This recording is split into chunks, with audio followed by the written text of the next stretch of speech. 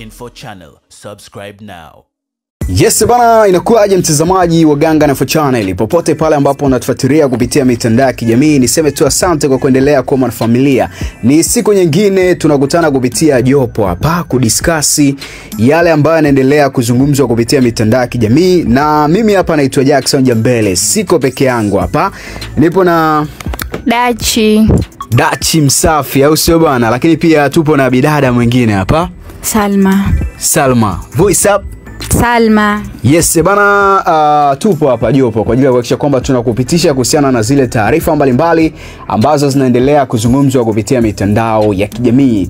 Bana, kama wewe ni mwana mitandao ya kijamii, moja ya taarifa kubwa ambayo inaendelea kusambaa kwa kasi kupitia mitandao ya kijamii ni kuhusiana na kukamatwa kwa mwanadada ambaye amekuwa maarufu kupitia mitandao ya kijamii, ambaye anafahamika kwa jina moja tu la Nicole, ambaye bwana, taarifa ni nyingi sana ambazo zinaendelea kuzungumzwa kupitia peji mbalimbali za udaku ambazo zimekuwa confirmed na jeshi la polisi kwamba wamemkamata. Sasa ngoja nikakusomea taarifa hapa. Jeshi la polisi kanda maalum ya Dar es Salaam limemkamata mwanamke aitwaye Joyce Mbaga maarufu kama Nicole kwa tuhuma za kujipatia pesa kwa njia ya udanganyifu na kuchezesha biashara ya upatu. Kamanda wa polisi kanda maalum ya Dar es Salaam Mulilo Jumanne Mulilo amesema Nicole amekamatwa Machi 3 mwaka 2025 kwa tuhuma hizo, ambapo amefanya matukio hayo katika maeneo tofauti ndani na nje ya Dar es Salaam. Amekuwa akihamasisha baadhi ya watu kwa kuanzisha magrupu mbalimbali ya kuweka majina hewa kwenye magrupu hayo, kwamba anachangia pesa badala ya muda mfupi kiwango kikubwa cha pesa, suala ambalo baadaye anakuja kupatikana kwenye simu na kupotea na pesa ambazo watu wamechangia. Bana, Nicole tunamfahamu, ni mwanadada maarufu sana kupitia mitandao ya kijamii, lakini tuhuma ni kama hizi ambazo unazisikia. Unazungumziaje kuhusiana na hizi tuhuma? Kwanza tuhuma kwa sababu yeye ni mtu mkubwa, alafu yeye ni tuseme ni kioo cha jamii, wananchi wanamtazama, lakini pia umaarufu wake huo amefanya ubadhirifu kwa kuwaibia wananchi kwa kutumia majina feki kwa kuchezesha michezo ya upatu.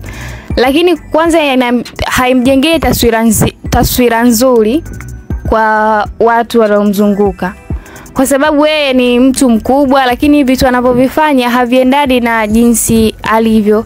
Watu wengi wanamtazama tofauti, lakini tuhuma hizi zinazomkabili ni tofauti na vitu jinsi alivyo. Kiukweli inasikitisha. Na kwa upande mwingine ukiangalia msanii mkubwa anafanya vitu kama hivi, haileti maana nzuri, anajaribia.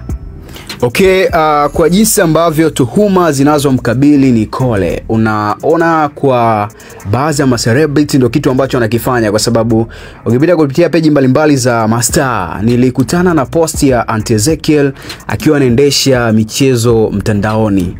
Unaona kabisa ni system ambayo mastaa anaitumia, ama kwa Nicole tu ni yeye tu ameamua kufanya kitu kama hichi?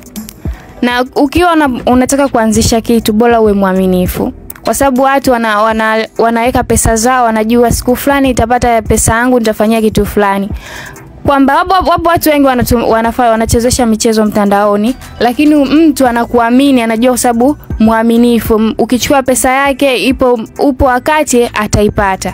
Lakini yeye ameonyesha kitu cha tofauti, inavunjisha moyo watu wengine kwamba walikuwa wanataka kucheza au anacheza kwa watu wengine wanaweza kufikiria kwamba wote wanaweza kawa kama yeye, ni matapeli. Inatoa uvunjifu kwa watu pia. Okay, bana, naamia upande wa pili hapa. Bana, moja jambo kubwa ambalo linazungumzwa hapa ni kuhusiana na Nicole. Sasa hivi upo ndani, mshepu wote wale pale upo ndani ya uangalizi wa jeshi la polisi.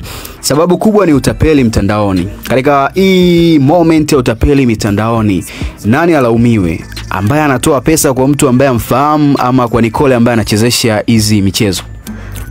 Hapo alaumiwe ni Nicole, kwa sababu watu wengi wanaamini katika michezo. Kwa sababu mtu wengi tunajua sasa hivi hali ni ngumu na hali zetu wenyewe tunajua. Kwa hiyo maisha yetu wengi tushazoea kucheza michezo, vikoba. Kwa hiyo watu wamemwamini sana kumpa hela zao kuchezesha, kwa sababu waliamini kwamba hatuweza kuwadhulumu kwa sababu ni mtu mkubwa na ni mfanyabiashara pia, tunamjua hilo.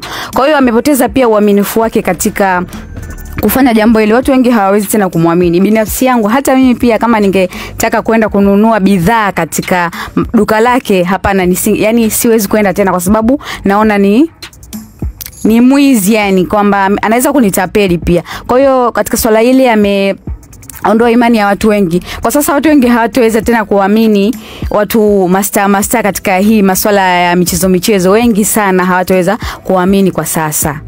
Okay, takumbuka kipindi ambapo ghorofa la Kariakoo lilipoweza kudondoka, kulikuwa na watu mbalimbali maarufu kupitia mitandao ya kijamii akiwapo Nifa kuchangisha watu pesa kwa ajili ya kuwakumbuka wale ambao wamekutwa na ule mkasa.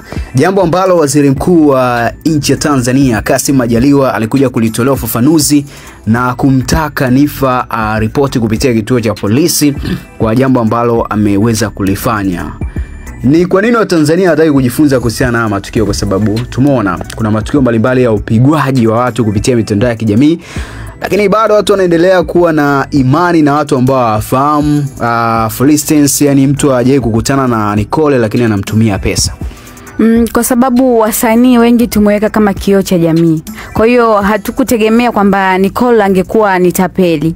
Kwa hiyo watu wengi hawakuwaza hivyo, lakini yeye amewashangaza sana watu wengi kwa kufanya jambo kama hilo. Hawakutegemea mtu mkubwa kama yeye angefanya jambo kama hili, kwa sababu ameanzisha kuchezesha michezo ni muda. Kwa sababu tunaona wasanii wengi pia wanachezesha michezo lakini ni waaminifu sana. Kwa hiyo watu walijenga uaminifu wao na wakaweza kumwamini, kumpatia pesa zao, wakaamini kwamba nitacheza mchezo na nitafanikiwa kupata pesa zangu. Okay, sawa, tukiwa tunamalizia hapa, wewe unamfahamu Nicole kama nani? Ni muigizaji, mwana socialist, mtangazaji, ama ni mtu tu wa mitandao ya kijamii?